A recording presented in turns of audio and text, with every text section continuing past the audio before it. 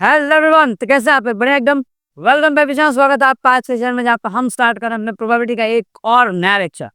और आज के इस लेक्चर में मैं प्रोबेबिलिटी का आपको हर एक टाइप का सवाल कवर करा दूंगा। ठीक है, जितने भी अगर आपने डाइस वाले प्रॉब्लम देखे होंगे, आपने हेड टेल वाले क्वेश्चन देखे होंगे, फिर वो एग्जाम वाला क्वेश्चन देखा होगा क्या प्रोबेबिलिटी कितने मार्क्स आ जाए। ठीक है, सारे टाइप के सारे के सारे क्वेश्चन मैं आपको आज कवर करा दूंगा। डन, सही है। और जब पेन कॉपी और एनसीईआरटी लेकर बैठे और जो भी मैं चीज़ आपको लिखवाऊँ, हर एक चीज़ का आप नोट्स बनाते रहे मेरे साथ में। Done sir. देखिए, थोड़ी बहुत दिक्कत हो सकता है कि मैं कुछ शब्द आपको समझ में ना आए, क्योंकि मुझे जो है, जैसे कि मैंने आपको कल बता रखा था ना, मैं बहुत तेज बहुत तेज क्या, बहुत सारे बहुत भयंकर लेवल के छाले हो रखे हैं और ये इतने ज़्यादा हो रखे हैं मैं बोल नहीं पा रहा हूँ। बट स्टिल ये, क्योंकि बोर्ड एग्जाम करीब है और ये चैलेंज भी है, इसे ब्रेक करना ही चाहिए हमें। ठीक है, तो आइए शुरू करते हैं। पढ़ते हैं, जैसे थोड़ा बहुत मैनेज हो जाएगा। ठीक, थोड़ा मैं मैनेज करूँगा, थोड़ा बहुत आप मैनेज कर लेना, मिल के दोनों काम हो जाएंगे। तो हमारे पास पहला प्रॉब्लम है सर, कॉइन प्रॉब्लम्स। ये क्या होते हैं? तो जैसे मैं आपको बता दूं कॉइन प्रॉब्लम्स में क्या क्या होता है। सबसे पहले इसमें आपको आएगा वन कॉइन। वन कॉइन, अगर आपने एक ही सिक्का उछाला, एक सिक्का उछाला आपने, तो या तो हेड आएगा या तो टेल आएगा। टोटल नंबर ऑफ पॉसिबिलिटी आपकी दो हो जाएगी।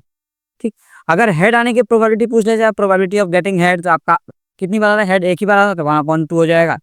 और टेल आने की प्रोबेबिलिटी हो जाएगी आपकी 1/2, क्योंकि टेल भी एक ही बार आ रहा है। टोटल नंबर ऑफ आउटकम आपके दो हैं। तो इस तरह के क्वेश्चन आ सकते हैं। फिर दूसरा, इसमें ज्यादा पॉपुलर जो है, टू कॉइन्स। टू कॉइन्स, अब इसमें क्या है, अगर दो सिक्के हैं हमारे पास और दो सिक्के मैं उछाल रहा हूँ, तो पॉसिबिलिटी क्या क्या हो सकती है? पॉसिबिलिटी हो सकता है दोनों में हेड हेड आ जाए, या हो सकता है पहले में हेड आए और दूसरे में टेल आ जाए, या फिर ये भी हो सकता है कि पहले में टेल आए और दूसरे में हेड आ जाए। आइदर ये भी पॉसिबल है कि सर दोनों में टेल आ जाए, किसी में कुछ आए हैं, दोनों में टेल आए। ठीक है, अच्छा एक पॉसिबिलिटी और बनती है, क्या बनती है? पॉसिबिलिटी बनती है कि आप सिक्का उछालो ही ना। ठीक है, ये बन गया ना टोटल नंबर ऑफ पॉसिबिलिटी। अब आपको करना क्या, अब आपको इसके अंदर से जो है क्या कहते हैं, आप इसकी प्रोबेबिलिटी निकालो, किस टाइप के सवाल आएंगे। तो सवाल जैसे मान लो आपको ये आ गया कि probability of both head, both head, तो दोनों हेड आने चाहिए, इसकी क्या प्रोबेबिलिटी है? तो भाई साहब, टोटल नंबर ऑफ आउटकम कितने हैं? 1 2 3 4, तो आपका टोटल 4 आउटकम है, तो नीचे तो आ जाएगा 4। और हेड, दोनों बार हेड कितने में आ रहा है? सिर्फ एक में ही आ रहा है दोनों में हेड, तो आपको क्या कर देना 1, तो 1/4 आपका आंसर आ गया। जैसे आपका उस क्वेश्चन में आ गया नो हेड, एक भी हेड नहीं आना चाहिए, नो हेड्स, तो भाई साहब एक भी हेड किसमें नहीं है? पहले वाले में हेड है, इसमें भी हेड है, इसमें भी हेड है, इसमें एक भी हेड नहीं है। सिर्फ एक ही ऐसा केस जहाँ पे हेड नहीं है, तो आपको लिख देना ऊपर 1 और नीचे अपॉन में आ जाएगा 4। हाँ, बस ये कि आप इसको इतना डायरेक्ट नहीं लिख सकते, आपको पूरा फॉर्मूला देखना पड़ेगा। Probability of getting no heads है ना, और अपॉन में आ जाएगा टोटल, है ना, टोटल नंबर ऑफ आउटकम्स वगैरह, तब जाके आप इसको प्रॉपर आंसर लिखोगे। मैं आपको शॉर्ट में से कंसेप्ट समझा रहा हूँ, अलग अलग टाइप ऑफ प्रॉब्लम की। अगर आपको ये कंसेप्ट समझ में आ जाते हैं, तो नेक्स्ट लेक्चर में हमें करना है इसके प्रीवियस क्वेश्चन, जहाँ पे हम इसके क्वेश्चन लिखने कैसे हैं, स्टेप बाय स्टेप हम सॉल्यूशन भी इसके देख लेंगे। Done sir. तो आई होप आपको ये वाला प्रॉब्लम समझ में आ गया होगा। अच्छा, आप एक और काम करो, अगर आप नोटिस करो तो आपको दिखेगा कि यहाँ पे टोटल नंबर ऑफ आउटकम कितने? 4 है। यहाँ पे कितने थे? 2 थे। यहाँ पे आपके 4 है। अब ऐसे ही आगे चल के आपको बोला जाएगा कि आप 3 सिक्के उछाल रहे हो, तो उसमें पॉसिबिलिटी क्या हो जाएगी? तो उसमें आता है हेड हेड हेड, हो सकता है वो तीनों में हेड आ जाए। फिर एक ऐसे आएगा आपको ना, मैं आपको लिखना सिखा देता हूँ, आप ऐसे कर सकते हो। ठीक, आपने 4 बार हेड लिखा, 4 बार आप टेल लिख दो, tail tail tail tail tail. अब आप काम करो, अब आप 2 बार हेड लिखो और फिर 2 बार टेल लिखो, फिर 2 बार हेड लिखिए और फिर 2 बार टेल लिख दीजिए। डन। अब आप काम करो, हेड टेल, फिर हेड, फिर टेल, फिर हेड, फिर टेल और हेड और टेल। हो गया आपका कंप्लीट। क्या किया मैंने पहली बार में 4 बार हेड 4 बार टेल लिखा, फिर 4 का था क्या होता है? 2, 2 बार हेड 2 बार टेल, 2 बार हेड 2 बार टेल, फिर 2 का था क्या होता है? 1, तो एक head tail head tail head tail result, तो बार काम खत्म। ठीक है, आई होप आपको ये समझ में आ गया होगा। तो ऐसे अगर टोटल नंबर ऑफ पॉसिबिलिटी अगर आप यहाँ पे देखो, तो आपके यहाँ पे दीजिएगा 1 2 3 4 5 6 7 8। ओ माय गॉड, सच में तो 8 पॉसिबिलिटी आ गई, बिल्कुल आ गई। ठीक है, अब इसमें आपको सवाल क्या क्या समझो को, सवाल तो कुछ भी आ सकता है, 3 हेड आ जाए, आपको इस पे ज्यादातर सवाल आएगा ही नहीं। ज्यादातर क्वेश्चन आपके बनेगा 2 सिक्कों पे, ठीक है, 2 कॉइन्स पे। इसमें सिर्फ ये सवाल दे सकते हैं ना कि अगर 3 सिक्कों को उछाला जाए तो नंबर ऑफ पॉसिबिलिटी कितने बनेंगे, तो 8 आपको टिक टिक करना है। ठीक है, और इसमें ध्यान देना, इसमें आप कुछ ऐसा सवाल भी बनता है ना, at least, at least 1 head, at least 1 head, तो एक हेड आने की क्या प्रोबेबिलिटी है? अब जरा ये बात समझना, एटलीस्ट 1 हेड, एटलीस्ट 1 हेड का क्या मतलब हुआ? एटलीस्ट 1 हेड का मतलब हुआ कि कम से कम 1 हेड तो चाहिए ही चाहिए। 1 से कम नहीं चलेगा, मिनिमम मेरे को 1 हेड चाहिए। 1 हेड मिनिमम चाहिए, 1 से कम नहीं चलेगा। तो क्या नहीं चलेगा मुझे? 1 से कम हेड हो तो मुझे नहीं चलेगा। 1 से कम हेड किसमें? देखो इसमें 1 भी हेड नहीं है, बाकी इसमें 1 हेड है, ये चल जाएगा। इसमें भी 1 हेड है, ये भी चल जाएगा। इसमें तो दोनों ही हेड है, ये भी चल जाएगा। ये आपको जब बोला गया ना कि एटलीस्ट 1 हेड मतलब कम से कम 1 हेड चाहिए, उससे कम तो नहीं चलेगा। तो उससे कम सिर्फ इसमें है, तो आप ये वाला पार्ट नहीं चल पाएगा, आप इसे छोड़ दो, बाकी बचे कितने? 3। तो आपका आंसर आ जाएगा यहाँ पे 3/4। ऐसे ही एक सवाल आएगा आपका एटमोस्ट 1 हेड का। ये एटमोस्ट का मतलब क्या होगा सर? देखिए, एटमोस्ट 1 हेड कहने का मतलब ये है कि ज्यादा से ज्यादा 1 हेड होना चाहिए, 1 से ज्यादा नहीं होना चाहिए। एटमोस्ट का मतलब क्या हुआ? ज्यादा से ज्यादा, ज्यादा से ज्यादा 1 हेड होना चाहिए, 1 से ज्यादा नहीं होना चाहिए। आप देख लो 1 से ज्यादा किसमें? 1 से ज्यादा सिर्फ इसमें। तो आप ये वाला पार्ट अगर आप छोड़ दीजिए, अगर आप ये पार्ट छोड़ दो, तो आपको ये भी चल जाएगा, ये भी चल जाएगा और ये भी चल जाएगा, क्योंकि इसी के अंदर 1 से ज्यादा हेड है, बाकी सब में 1 से कम हेड है। ठीक है, और इसमें तो है ही नहीं, ये तो बिल्कुल चलेगा। तो 3 हो गए, तो आपका आंसर आ जाएगा यहाँ पे भी 3/4। अब इन जनरल आप याद रखना कि जितने नंबर ऑफ कॉइन्स हम उछाल रहे हैं ना, इसमें 2:n, अगर मैं n कॉइन से उछालूंगा तो मेरा आंसर आ जाएगा 2:n। कैसे हुआ सर? देखिए यहाँ पे ध्यान से, अगर मैंने एक सिक्का उछाला तो 2 का पावर 1 आंसर है, नंबर ऑफ पॉसिबिलिटी 2 आ जाएंगे। 2 सिक्के उछाले तो 2 का पावर 2 यानी 4 आ जाएगा। 3 सिक्के उछाले तो 2 का पावर 3 यानी आपका आना टोटल नंबर ऑफ पॉसिबिलिटी जो है 8 आ जाएगी। ये बात बहुत क्लियर रखना, याद रखना, बहुत काम आएगी, समझे? अब इसके बाद जो नेक्स्ट पॉसिबिलिटी, नेक्स्ट प्रोबेबिलिटी का टॉपिक होगा अपना डाइस प्रॉब्लम। अब ये क्या है सर? देखो इसमें भी आपको तो बड़े क्लियर ना कि डाई और डाइस दोनों चीजें है ना सेम होती है। डाई एक सिंगुलर फॉर्म जब एक सिंगल हो, और डाइस होता है उसका प्लूरल फॉर्म, ध्यान रखना चाहिए। ठीक है, die is the singular form and dice DIC is the plural form जब एक से अधिक डाइस हो। जैसे मान लो आपने एक ही डाई छो किया ना, एक डाई 1 डाई किया आपने, तो क्या है? या तो 1 आएगा, 2 आएगा, 3 आएगा, 4 आएगा, 5 आएगा, 6 आएगा। और इसमें मैं क्वेश्चन आपको कल ही बता चुका हूँ। जैसे मान लो आपसे बोला कि 4 आने की प्रोबेबिलिटी क्या है? 4 आने की प्रोबेबिलिटी क्या है? तो 4 इन 6 बार में से कितनी बार? सिर्फ एक बार का आपका आंसर आ जाएगा 1/6। सिर्फ 4 ही नहीं, कोई भी नंबर आने की क्या प्रोबेबिलिटी रहेगी? भाई नंबर 1 से लेकर 6 तक लिखा है, आ तो एक ही बार रहा है ना, तो 1/6 आपका आंसर हो जाएगा। इसमें गेम कहाँ पे होता है ध्यान से मैं, इस पे आपके सवाल बन जाएंगे प्रोबेबिलिटी ऑफ प्राइम नंबर। अब ध्यान से देखो प्राइम नंबर क्या होता है। तो भाई साहब प्रोबेबिलिटी ऑफ प्राइम नंबर, भाई साहब प्राइम नंबर कितने हैं इसमें? तो देखो 2 एक प्राइम है, 3 प्राइम है और 5 भी प्राइम है, बाकी कोई भी नंबर प्राइम नहीं है। तो आपका टोटल नंबर ऑफ प्राइम कितने? 3। और टोटल आउटकम्स कितने हैं? 6। तो 3/6 यानी आपका आंसर आ जाएगा 1/2। हो सकता है प्रोबेबिलिटी ऑफ इवन नंबर, तो ध्यान रखो इवन नंबर कितने हैं भाई साहब? इवन नंबर बता दो सर, इवन नंबर बता दो। तो इवन नंबर आपके होते हैं 2, 4 और 6। तो 2 हो जाएगा, 4 आ जाएगा, 6 आ जाएगा, इन टोटल 3 हुए तो 3/6 कर लो। इसका भी आंसर आपका आ गया 1/2। प्रोबेबिलिटी ऑफ ऑड नंबर पूछ लिया जाए, ऑड नंबर बताओ, ऑड नंबर क्या हो जाएगा? तो ऑड नंबर की प्रोबेबिलिटी होती है, काउंट करो, एक हो गया, 3 हो गया और 5 हो गए, सारे ऑड है। ये हो गया आपका अगेन 3/6 यानी आपका आंसर आ गया 1/2। अब इसमें गेम खेलने वाला एक सवाल है, इसका आंसर मुझे कमेंट में बताएं कि प्रोबेबिलिटी ऑफ कंपोजिट नंबर की क्या प्रोबेबिलिटी आएगी। सो फटाफट से इसका आंसर जो है आप मुझे कमेंट में बताएं और मैं आपको जस्टिफाई करके बता सकता हूँ। जस्टिफाई मतलब मैं चेक करके बताऊँ आपको आपका आंसर सही है या क्लियर। तो आपको बताना है प्रोबेबिलिटी ऑफ कंपोजिट नंबर जब हम एक डाई पे थ्रो कर रहे हैं। अब इसके बाद इसमें सवाल भी सर कुछ और वैरायटी आ सकती है क्या? बिल्कुल और आ सकती है। तो देखो कुछ भी पूछा जा सकता है आपसे, ये भी बोल देंगे कि 5 से बड़े नंबर आने की क्या चांस है? तो 5 बड़े से देखिए तो 1/6 आ जाएगा। हाँ, आपको बोल देंगे 4 से छोटे, तो 4 से छोटे कितने हैं? 1, 3, 2, 1, ये तीनों कितने 4 छोटे हैं, 3/6 कर देंगे। तो ऐसे जब अपन प्रीवियस ईयर क्वेश्चंस करेंगे ना, तब आपको ये बहुत हेल्प करेगा। फिलहाल आपको सिर्फ कंसेप्ट ध्यान में रखना है कि हाँ डाइस वाले प्रॉब्लम में अगर एक डाइस आया तो आपको इस तरीके से क्वेश्चन सॉल्व करना। अब 2 डाइस का आता है, अब हम आते हैं 2 डाइस में। इसमें 2 डाइस मैक्सिमम होता है, 2 डाइस होता ही है कि जब आप 2 डाइस शो करोगे तो आपके टोटल जो पॉसिबिलिटी आती है थोड़ी ज्यादा हो जाती है। देखो अब 2 डाइस ठीक है आपने थ्रो किया तो 6 का पावर 2 हो जाएगा, यानी 36 पॉसिबिलिटी आएगी। अब 36 पॉसिबिलिटी इतनी ज्यादा होती है कि उसको लिस्ट करने में हालत खराब हो जाती है। तो 2 से ज्यादा अगर मैं 3 किया तो 6 का पावर 3 यानी 6 का क्यूब यानी 216 216 आ गए। अब 216 पॉसिबिलिटी थोड़ी लिस्ट कर सकते हैं हम, इसीलिए हम जो क्या करते हैं टू 6 का पावर 2 यानी 36 मैक्सिमम होता है। 2 डाइस अगर थ्रो करने वाला क्वेश्चन आएंगे नहीं क्या टेंशन में आपको, तो हम क्या कर रहे हैं हम यहाँ पे लिस्ट कर देते हैं। तो 1,1 होगा। और क्या हो सकता है सर, 1,2 हो सकता है, 1,3 आ सकता है, ठीक है, 1,4 आ जाएगा, 1,5 आ जाएगा, फिर आपका आ जाएगा 1,6। डन। उसके बाद हम करेंगे सर यहाँ पे 2,1, 2,2, 2,3, 2,4, 2,5 और 2,6। फिर ये 3 के साथ भी होगा, 3,1, 3,2, 3,3, 3,4, 3,5 एंड 3,6। लास्टली क्या हो जाएगा होगा, लास्टली क्या इसके बाद और ये 4,1, 4,2, 4,3, 4,4, 4,5 and 4,4,6. Thereafter 5,1, 5,2, 5,3, 5,4। अच्छा सर, आप ये कितना लिखवाओगे? बस एक लाइन और लिखवाऊंगा, है ना, एक लाइन और लिखवाऊंगा, 5,6।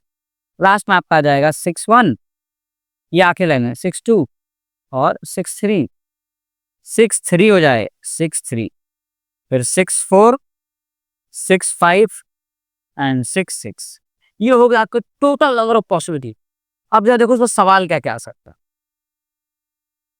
सवाल आपको ये दे देगा कि जैसे आपने 2 डाइस को थ्रो किया, तो जो उन दोनों डाइस पे जो नंबर आएगा टॉप पे, उनको जोड़ने पे क्या चांसेस है कि वो 10 से बड़ा आ जाए। अब देखो 10 से बड़ा कब कहाँ का आएगा। सबसे पहले मैं आपको एक तीर गान सिखाता हूँ। देखो, इनको जोड़ोगे आप तो आपका आंसर 2 आएगा, इस लाइन जोड़ोगे तो आपका आंसर जो है 3 आ जाएगा, इन सबको जोड़ो आपका आंसर जो है 4 आ जाएगा। समझे? इन्हें आप ऐड करो, देखो आपका आंसर जो है 5 आएगा।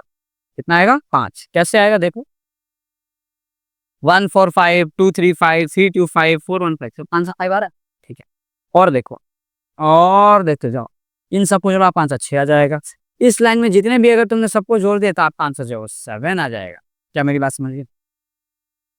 2 आने वाले कितने नंबर है? सिर्फ एक। 3 आने वाले 2 नंबर, 4 आने वाले 1, 2, 3, 5, जिनको जोड़ने पर 5 आ जैसे कितना नंबर है? 1, 2, 3, 4, यानी 5 सम आने के लिए 4 नंबर अवेलेबल है, और 6 उनका सम है जिसके लिए कितने नंबर अवेलेबल है? 1, 2, 3, 4, 5।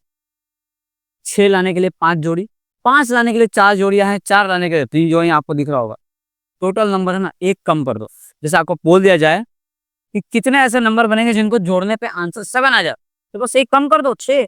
ये रहा आपका आंसर 6। हाँ, लेकिन ध्यान रहा, अब यहाँ से वापस कम होना शुरू हो जाएगा। अब वापस है ना, यहाँ से कोई इंक्रीज हो तो अब यहाँ से डिक्रीज होना स्टार्ट हो जाएगा। अब 7 वर्ग आएगा 8, अब देखो पंक्ति में 8 आएगा, आपको यहाँ पे अगर आप देखो तो देखो 8 आ जाएगा। आपको लाना कितना? 8। तो कितना आ जाएगा? 1, 2, 3, 4, 5। अब ये होगा वापस कम हो गए। ठीक है, अब इसको वापस अगर आप जोड़ो ईयर लाइन को तो देखो आपका आंसर आ जाएगा 9। 1, 2, 3, 4, 5 से कम होना, 4 हो गया। अब इस वाले में देखो 10 लाना है आपको, तो आपसे 3 पॉसिबिलिटी, 11 लाना है आपको तो सिर्फ 2 ही पॉसिबिलिटी आ जाएगी, 2 ही पॉसिबिलिटी रहेगी। यस, और 12 की तो सिर्फ 1 बचेगी, 12 की सिर्फ 1 बचेगी। तो ये मैंने आपको पूरा टेबल समझा दिया। अब मान लो आपसे सवाल पूछा जाए कि क्या प्रोबेबिलिटी है कि जो मैं नंबर अपन डाइस थ्रो करें तो दोनों को जोड़कर 10 से बड़ा नंबर आ जाए। देख लो भाई 10 से बड़ा कौन कौन सा में आ रहा है, तो 10 से बड़ा आ सकता है। 10 से बड़ा आपको 11 है और एक 12 है, तो 11 2 नंबर में आएगा और 12 1 में आएगा। तो 1, 2, 3, 3 नंबर ऐसे हैं जो 10 से बड़े हो रहे हैं। या तो 5, 6 आ जाए, या तो 6, 5 आ जाए, या फिर 6, 6 आ जाए, मेरा आंसर 10 से बड़ा आ जाएगा। तो टोटल 3 ही हुए ना। तो probability of greater than 10, greater than 10 क्या आ जाएगा आपके टोटल 3 पेयर में? कितने में सर? 36 में से। देखो 6 ऐसे और 6 ऐसे, 6 से 36, यानी 3/36 कर दो, आपका आंसर आ जाएगा 1/12। ये हो गया आपके total number of possibility, total number of possibility. Done, clear sir? आगे बढ़े अपन, आई होप आपको समझ में आ रही होंगी चीजें। Next is marble problems. अब ये क्या होता है? अब ये देखो ध्यान से सुनना। अब जरूरी नहीं कि हर बार मार्बल ही हो, मार्बल जगह कभी आपको बॉल दे देंगे, red ball, blue ball, green ball. इसमें होगा क्या कि इसमें आपको बताया जाएगा एक कंटेनर है। इस कंटेनर में आपने क्या किया? आपने रेड कलर के बॉल्स डाल दिए, ठीक है, ग्रीन कलर के बॉल्स डाल दिए, और आपने येलो कलर के बॉल्स डाल दिए। आपसे बोला जाए अब नंबर ऑफ बॉल, जैसे मान लो आपने रेड कलर के 5 बॉल डाले, ठीक है, रेड कलर के आपने 5 बॉल डाल दिए, ग्रीन कलर के आपने 6 डाल दिए, और वाई कलर आपको येलो कलर के आपने सिर्फ 2 ही डाले। अब आपसे पूछेंगे कि find the probability of getting a red ball. अब आपको देखना है टोटल बॉल्स कितने हैं। कंडीशन मेंशन रहेगा all the balls are identical, सारे के सारे बॉल्स आइडेंटिकल है, शेप में साइज में सेम है, ताकि आप छू के फर्क ना पता चले। अब होगा ये कि आपको आँख बंद करके आप पैसे देके उसमें हाथ डालना है और फिर उसमें से एक बॉल निकालना है। अब क्या प्रोबेबिलिटी है कि वो आपका जो बॉल है वो रेड कलर का निकले? तो अगेन वही बात, total number of ball count कर लो, 5 से 11, 11 का कितना होगा? 13 से नीचे आ जाएगा 13। अब रेड बॉल कितनी है? 5, तो यहाँ पे आ जाएगा 5/30। अब आपको बोला जाए कि ग्रीन बॉल लाने की क्या प्रोबेबिलिटी है? तो P of green upon G निकालेंगे। अब ग्रीन बॉल है कितने? 6, ये आपका आ जाएगा 6/13।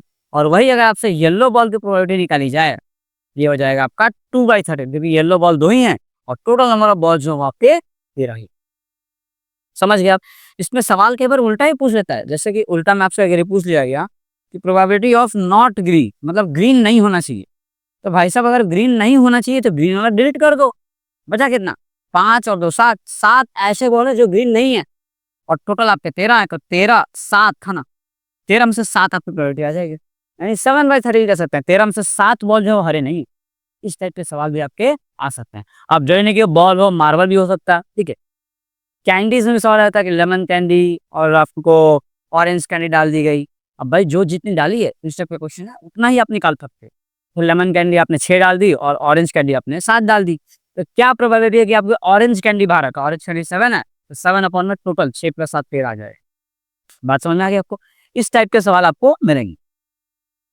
नेक्स्ट हमारे पास है कार्ड्स प्रॉब्लम। अब ये एक बड़ा इंपॉर्टेंट टॉपिक है, ध्यान समझ। तो टोटल आपके नंबर ऑफ कार्ड्स होते हैं सर 52। 52 के 2 हिस्से में बंटते हैं, ठीक है। 52 के 2 हिस्से लगता है, 2 हिस्से। एक होता है आपका रेड सूट और दूसरा होता है आपका ब्लैक सूट। अब ये दोनों आधे आधे बटेंगे, मतलब यहाँ पे आ जाएगा 26 और यहाँ पे भी आ जाएगा 26। अब रेड सूट के भी 2 हिस्से हो जाता है, रेड सूट के 2 हिस्से होते हैं। सर कौन कौन से हिस्से हो जाते हैं? देखो ध्यान से बता रहा हूँ। रेड सूट में एक आपका हो जाएगा हार्ट, हार्ट और हार्ट जो है कुछ ऐसा नजर आता है। ये तो यूनिवर्सल है, बच्चे बच्चे को पता होता है। ये हार्ट जो है एक यूनिवर्सल शेप है, भारत में बच्चे बच्चे को हार्ट वैसे पता होता है। और ये भी 26 का आधा हो जाएगा, 26 का आधा मैं बताऊँ 13 हो जाएगा आपका। फिर यहाँ पे आप कह सकते हो है ना, हार्ट हो गया, तो हार्ट बाद आपको मिल जाएगा डायमंड। डायमंड सर ये डायमंड मतलब हीरा होता नहीं, डायमंड का जो शेप है तुम्हें कुछ ऐसा दिखेगा, है ना, रेड कलर का पूरा। उसके बाद आपका जो ये ब्लैक सूट है ये भी 2 पार्ट में कैटेगराइज हो जाएगा। एक हो जाएगा आपका स्पेड और एक हो जाएगा आपका क्लब। तो इसे हम क्या देते हैं? स्पेड, ठीक। और स्पेड का साथ शेप कैसा होता है? स्पेड का देखो शेप ऐसा हो जाता है। आई होप मैं इसे परफेक्टली बना पा रहा हूँ, ठीक। ये होता है आपका स्पेड। और सर क्लब कैसा होता है? क्लब तो ये होता है आपका क्लब, ये एक पेड़ जैसा होता है, पेड़ जैसा। ये पेड़ तो नहीं लग रहा, बट मैं उसको पेड़ लगाने की कोशिश कर रहा हूँ, ठीक है। हाँ अब शायद ये पेड़ लगे, ये कुछ ऐसा होता है, समझ लो। ये हो गया आपका क्लब। अब इसमें कितने कितने कार्ड्स होते हैं सर? देखो 52 से 26 रेड हुए, 26 ब्लैक। अब 26 के 2 पार्ट, तो यहाँ पे आ जाएंगे आपके 13, कितने? 13, और यहाँ पे भी आ जाएंगे आपके 13। अब सिमिलरली 26 भी 2 पार्ट में बटा है, ये भी हो जाएगा आपका 13 और ये भी हो जाएगा आपका 13। सर हम याद कैसे करें? अब ध्यान से सुनना, आप ऐसे समझे कि ये 4 अलग अलग राज्य है। क्या समझना है? 4 अलग अलग राज्य है। अब चारों राज्य में आपको एक राजा मिलेगा, ठीक है। अब राजा है तो राजा बिना रानी के तो रहेगा नहीं, तुम ले लोगे? अरे सर आ जाओ, देखो यहाँ पे आ जाए किंग, क्वीन और एक होता है जैक। जैक और जो पर हम भी खेलें, जैक एक सवाल आता है, ठीक। तो यहाँ पे भी हो जाएगा सर किंग क्वीन और आ जाएगा जैक। फिर यहाँ पे भी आएगा किंग क्वीन और जैक्स। इधर पे भी हो जाएगा किंग क्वीन और जैक।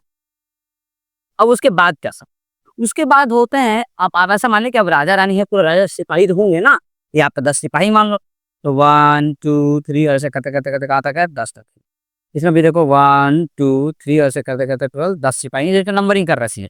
यहाँ पे भी आपका पहला सिपाही, दूसरा सिपाही और आगे चलते यहाँ पे आ गया हमारे पास 10वां सिपाही। सेम यहाँ पे कर लो, पहला सिपाही, दूसरा सिपाही, तीसरा सिपाही और लास्ट में आ गया आपका 10वां सिपाही। अब बताओ सर इसमें क्या क्या खास है?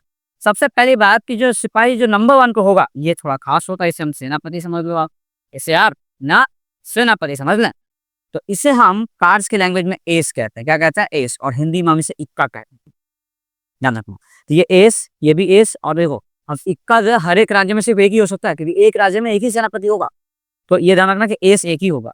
अब आपसे अगर कोई पूछ ले कि 52 कार्ड्स को वेल सफल किया गया, क्या प्रोबेबिलिटी कि उसमें से एस निकला है? भाई साहब एस कितने होते हैं? टोटल 4 होते हैं। अब आपसे पूछा जाए कि एस ऑफ रेड कलर, तो रेड कलर में कितने एस आएंगे? सिर्फ 2। बात समझ में आ गई? अगर आपको बोला देखिए एस ऑफ डायमंड, तो डायमंड में सिर्फ एक ही एस आएगा। ये बात बहुत क्लियर रहना चीजों को लेके, समझ गया? अच्छा, अब इसमें थोड़ा कुछ और कंसेप्चुअल बात है अगर मैं आपको बताऊं, तो आपको मैं ये बताना चाहूंगा कि ये जो रेड कलर से मैंने जो लिखे है ना, जो रेड कलर से लिखे हैं, इन सभी को हम फेस कार्ड कहते हैं। क्या कहते हैं? Face card. क्यों? क्योंकि इनके जो कार्ड्स होते हैं इन पे चेहरा बना होता है, ठीक है? तो ये वाला, ठीक, ये भी आपका फेस कार्ड है, ये भी आपका फेस कार्ड है, और ये भी आपका फेस कार्ड है। मतलब सवाल में अगर ये आ गया कि 52 कार्ड्स को वेल सफल करके उसमें से निकाला गया, तो क्या चांसेस है कि इसमें से फेस कार्ड बाहर आ जाए? तो टोटल कितने हैं सर? 52। और फेस कार्ड कितने हैं? 4, 3, 3, 3, 3, तो हो गए 12, यानी 12/52 आपका आंसर है। आप आजो काट के उसका आंसर ला सकते हो।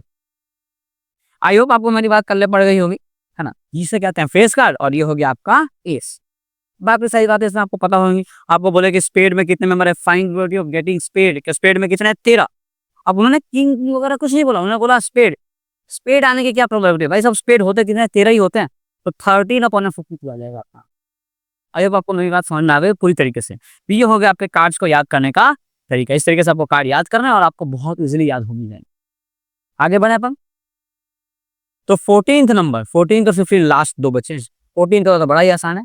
एग्जाम बेस्ड प्रॉब्लम में एक खास बात का ध्यान देना, जैसे आपको क्वेश्चन पूछ लेते हैं कि आपके पास जो पेपर है ना, find the probability of getting scoring 80 out of 80 in the paper which is in your hand, which is in your hand। अब मान लीजिए कि आपके हाथ में बोर्ड का पेपर है, इन योर हैंड, ये बोर्ड के पेपर का सवाल आया, तो आपके हाथ में ये बोर्ड का पेपर है, तो इसमें क्या प्रोबेबिलिटी है कि आप 80 में से 80 स्कोर कर जाए?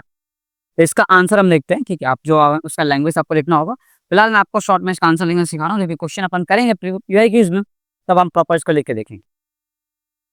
तो इसकी प्रोबेबिलिटी हो जाएगी, है ना, इसकी प्रोबेबिलिटी ऑफ इवेंट, मान लो कि इवेंट ही है, तो आप देखो 80, 80/80 मत कर देना पहली बात तो। सबसे पहली चीज कि 1 से लेके 80 तक, 80 सिर्फ एक नंबर है, और 1 से लेके 80 तक गिनती गिनने में 1 से लेके 80 तक अगर आप काउंटिंग करते हो, तो 80 सिर्फ 1 टाइम आता है। इसका मतलब सर आंसर क्या आ जाएगा? सिर्फ 1 आएगा। बिल्कुल, तो 1/80 इसका करेक्ट आंसर हो जाएगा। सही करा रहा हूँ मैं? नहीं, मैं गलत करा रहा हूँ। क्यों गलत करा रहा हूँ? क्योंकि आपने काउंटिंग यहाँ से स्टार्ट की, आपने स्टार्ट की 1 से। क्या ये पॉसिबल नहीं है कि आप 0 लेके आ जाओ? देखो आप बोलोगे हाँ सर मैं 0 तो नहीं लेके आऊंगा, बट हाँ ये भी तो एक पॉसिबिलिटी बनेगी ना कि भाई ये भी तो हो सकता है कि एक लड़का जो है पेपर में सिर्फ नाम लिख के बैठ जाए, उसके एक भी मार्क्स ना आए, है ना? अब सर ने तो बहुत मेहनत करी है, लेकिन बच्चा की कसम खा के बैठा है सर, आप अगर टीचर है तो मेरे को पास करा के था। अब ऐसे में टीचर क्या कर पाएगा? तो बच्चा आएगा सिर्फ नाम लिखेगा, उसके मार्क्स कितना आ गया? 0। तो हम तो काउंटिंग एज से 1 से लेकर 80 तक कर रहे थे, 0 तक एक्स्ट्रा आ गया। ये हमेशा आएगा, ये 0 वाला फैक्टर। 1 से 80 और प्लस 0 कर देना तो बन जाएगा टोटल नंबर ऑफ पॉसिबिलिटी 1/81। ध्यान रखना। अब अगर आपको कुछ भी पूछे, आपको बोल दे 74 मार्क्स लाने की क्या प्रोबेबिलिटी है? अरे भाई साहब 74 जो है, प्रोबेबिलिटी ऑफ स्कोरिंग 74, तो 74 1 से लेकर 80 में आता कितनी बार? सिर्फ एक बार, 1 और आप 80 क्यों काउंट करो? आप 0 को भूल जा रहे हो, तो एक और जोड़ लो, क्या हो जाएगा? 1/81। यही आपका आंसर है। भले 100 मार्क्स का पेपर है, अगर 15 मार्क्स का पेपर है, 20 मार्क्स का पेपर क्यों ना हो, कितने भी मार्क्स स्टोर करना, आपको हमेशा 0 को काउंट करके चलना। बात समझ में आ गई क्या? चलो आगे बढ़े अपन। Last type of question, 5 days in a month वाला सवाल। अब ये आपको ध्यान रखना होगा, अब आपको ये ध्यान रखना होगा, ठीक? कैसे ध्यान रखोगे आप? अगर आपके मंथ में, ठीक है, मंथ में 28 दिन होते हैं, ठीक, नंबर ऑफ डेज देख देता हूँ, ठीक है, नंबर ऑफ डेज 28 दिन, 29 दिन, 30, 31। 28 दिन भी होते हैं, 29 दिन भी होता है, और 31 दिन भी होता है, और 30 दिन भी होता है, ठीक है? सर आंसर कैसे लिखेंगे? अब देखो अगर नंबर ऑफ डेज 28 है, तो क्या प्रोबेबिलिटी है कि 5 संडे आ जाए? भाई साहब होता ये है कि एक वीक में 1 संडे आता है, संडे मंडे ट्यूसडे से कोई फर्क नहीं पड़ता, कोई फर्क नहीं होता, कोई भी डे हो। आप ये जानना कि वीक, है ना, एक मंथ में वीक कितने आ सकते हैं? तो अगर मैं 28 डेज के अकॉर्डिंग बात करूँ, तो 28 को डिवाइड करता हूँ मैं 7 से, तो 7 4 28, ये हो गया 0 मतलब एक भी दिन एक्स्ट्रा नहीं बेटा। मतलब जब 28 दिन का महीना, यानी फरवरी के मंथ में, फेब के मंथ में आपके पास, फेब के मंथ में आपके पास कोई एक्स्ट्रा डेज नहीं होते। 7 4 28 मतलब एग्जैक्ट 4 वीक ही होते हैं, तो 4 वीक में 5 संडे आ ही नहीं सकता। अगर एक दिन भी एक्स्ट्रा होता तो वो एक दिन संडे हो सकता था। जैसे मान लो कि 1 तारीख को संडे और 28 तारीख को मंडे, 28 तारीख को सैटरडे आ रहा, तो अगेन 29 तारीख को वापस संडे हो सकता था। ये एक दिन एक्स्ट्रा ऑप्शन रहे तो सही, हमारे पास ऑप्शन है ही नहीं, ठीक है। और जैसे मैं आपको समझाऊँ कि मैंने बताया कि 1 तारीख को संडे, तो एग्ज़ैक्ट 7 दिन बाद 8 तारीख को दोबारा संडे आएगा और फिर 7 दिन बाद यानी 15 तारीख को फिर संडे आ गया और फिर 7 दिन बाद फिर होगा, तो 1-8 है ना, 1-8 हो जाएगा आपका, 7 दिन हो गया 15, फिर हो जाएगा 22। अब 22 में अगर मैं 7 ऐड करूँ तो आपका आंसर आ जाएगा 29। अब ध्यान देना यहाँ पे, ठीक है। संडे, संडे, संडे, अब ये अगला संडे कब आ सकता है पाँचवा, जब ये 29 डेज़ हो, वरना ये संडे आएगा ही नहीं। टोटल नंबर ऑफ संडे आपके कितने हो जाएंगे, 1, 2, 3, 4, मतलब जिस दिन से शुरुआत हुई है वो दिन दोबारा आ नहीं पाएगा, 4 से ज़्यादा नहीं आ सकते। अगर वो चाहिए आपको तो आपको 1 दिन और आगे आना पड़ेगा। क्या मेरी बात समझ में आ गई आपको? आई होप आपको ये बात समझ में आ गई होगी, ठीक है। तो इस अकॉर्डिंग आपको ध्यान है total number of days, total number of days आप उसे डिवाइड करें 7 से, 7 इंटू 4 और प्लस करो रिमाइंडर, रिमाइंडर क्या बचा, 0। तो जो भी अपना रिमाइंडर बचा ना उसके अपॉन में 7 लगाते हो, यानी 0 अपॉन में 7 आ गया, कब, जब 28 डेज हो।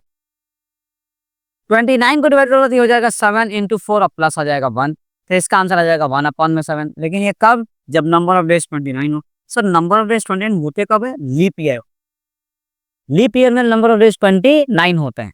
30 में क्या हो जाएगा, 30 में हो जाएगा 7 इंटू 4 प्लस 2 आ जाएगा, तो आपका आंसर आ गया 2 अपॉन में 7, ध्यान रखना, ठीक है। एंड सेम 31 में हो जाएगा आपका 7 इंटू 4 प्लस 3, तो आपका आंसर आ जाएगा 3 अपॉन में 7। क्लियर है क्या सर मेरी बातें? आई होप आपको मेरी बातें जो है समझ में आ रही है, ठीक है। लीप ईयर से ध्यान रखना फर्क सिर्फ फरवरी के महीने को पड़ता है। अगर मान लो आपको बोल दिया था कि लीप ईयर है और जनवरी के महीने में कुछ ऐसा हो रहा है, कोई फर्क नहीं पड़ेगा, जैसे नॉर्मल सवाल होता है वैसे वो भी हो जाएगा, लेकिन लीप ईयर से फर्क सिर्फ फरवरी मंथ को पड़ेगा। आपको ये अगर ये बात समझ में आ गई तो बहुत बढ़िया, ठीक है। अब इसमें ये भी कर सकते हैं कि आपको बोल देते हैं कि find the probability of getting 53 Mondays. अब 53 मंडे आ गया, अब ये भी दिक्कत है पूरे साल में, पूरे साल में 365 दिन हुए। अब इस 365 दिन में वीक कितने होते हैं, तो अगर मैं 7 से इसको डिवाइड करूं तो 7 5 आ गया 35 और यहाँ पे आ गया 1 5 और 7 2 14, तो बच गया एक दिन रह जा रहा, ठीक। और 52 वीक्स हो रहा है, इसका मतलब मैं लिख सकता हूँ कि 365 इज इक्वल टू 7 इंटू 52 और प्लस 1, मतलब 52 मंडे तो आएंगे ही आएंगे, लेकिन वो एक दिन क्या होगा, एक दिन जो एक्स्ट्रा बचा है वो मंडे भी हो सकता है, संडे भी हो सकता है, Tuesday Wednesday Thursday Friday Saturday कुछ भी हो सकता है, लेकिन साथ में जाना से चाहिए एक मंडे, तो 1/7। इसलिए मैं बोलता हूँ जो भी रिमाइंडर बचे अपॉन में 7 लगा तो वही तुम्हारा आंसर हो जाएगा। बात समझ नहीं, वो मंडे हो, संडे हो, ट्यूसडे वेडनेसडे थर्सडे से कोई फर्क पड़ेगा ही नहीं, फर्क आपको सिर्फ इससे पड़ेगा कि अगर 365 दिन है तो आपका आंसर आ जाएगा 1/7, और अगर लीप ईयर की बात हुई कि लीप ईयर में एक दिन बढ़ जाएगा 366, अच्छा इसमें हो जाएगा 7 इंटू 52 और प्लस आ जाएगा 2, तो आपका आंसर भी आ जाएगा 2/7। बात समझ में आ गई? तो इस तरीके से आपको नंबर ऑफ डेज वाले सवाल टैकल करना। तो आई होप आपको सारी बात समझ में आ गई होंगी, और इसी के साथ जो है हम अपना आज का लेक्चर जो है यहाँ पे एंड कर सकते। तो आपको अगर सारी बात समझ में आ रही है तो मैं उम्मीद कर रहा हूँ कि आप चीज़ें कंप्लीट कर रहे होंगे। प्रोबेबिलिटी ऑलमोस्ट एंड होने आया है, ठीक है। इसके पीवाई यूज करेंगे और ये पार्ट जो है पूरा खत्म हो जाएगा, हमारा पूरा सिलेबस खत्म हो जाएगा। उसके बाद हम रिवीजन करना स्टार्ट करेंगे वन शॉट वाले, क्योंकि अब एग्जाम्स बहुत करीब है, ठीक है। तो मैं आपसे उम्मीद कर रहा हूँ कि आप किसी प्रकार की लापरवाही ना करके प्रॉपर टाइम देंगे और अच्छे से पढ़ाई लिखाई करेंगे। डन सो, चलिए तो फिर मिलते हैं अपन नेक्स्ट में, टिल पढ़ाई करते हैं। ऑल द बेस्ट सभी को, चलिए बाय।